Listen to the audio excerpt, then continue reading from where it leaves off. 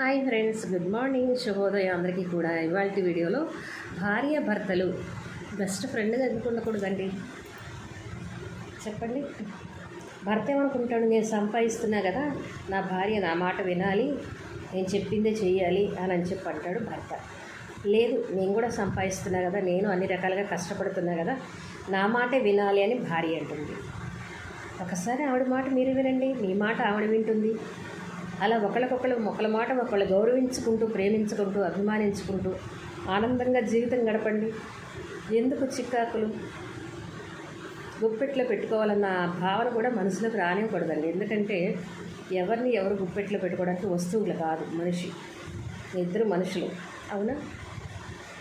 అన్ని జన్మల కన్నా ఏ జన్మ గొప్పది చెప్పండి? మానవ జన్మ. మానవ జన్మ భగవంతుడు ఇచ్చినందుకు మనకి ఈ చిన్న జీవితానికి ఎంత హ్యాపీనెస్ ఉండాలి. ఎప్పుడు హ్యాపీగా, ఆనందంగా కబుర్లు చెప్పుకుంటూ, సరదాగా మీకు ఇష్టమైన వంటకాలు చేసుకుంటూ సరదాగా ఎంజాయ్ చేయండి. చక్కని ప్రేమని పొందండి. అలాంటి ప్రేమని మళ్ళీ పిల్లలకు కూడా అందించండి. ఎంత ప్రేమ విలువ తెలియచేయండి. ముందు ఎఫెక్షన్స్ విలువ తెలియచేయండి పేరెంట్స్గా పిల్లలకి కూడా. అప్పుడు వాళ్ళ జీవితం కూడా ఆనందమయంగానే ఉంటుంది. అవునంటారా కాదంటారా?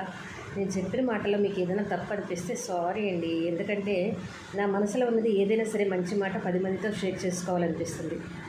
చెప్పటం వల్ల అవతల వాళ్ళు కూడా ఆచరిస్తారు. చాలామంది నా మీద నా గౌరవం ఉన్నవాళ్ళు, గౌరవం లేని వాళ్ళు, అది నేనేం పట్టించుకోను, ఎవరిష్టం వాళ్ళది. కాబట్టి ఈ మంచి మాట మీ అందరితో షేర్ చేసుకోవాలనిపించింది, అందుకే చేసుకున్నాను.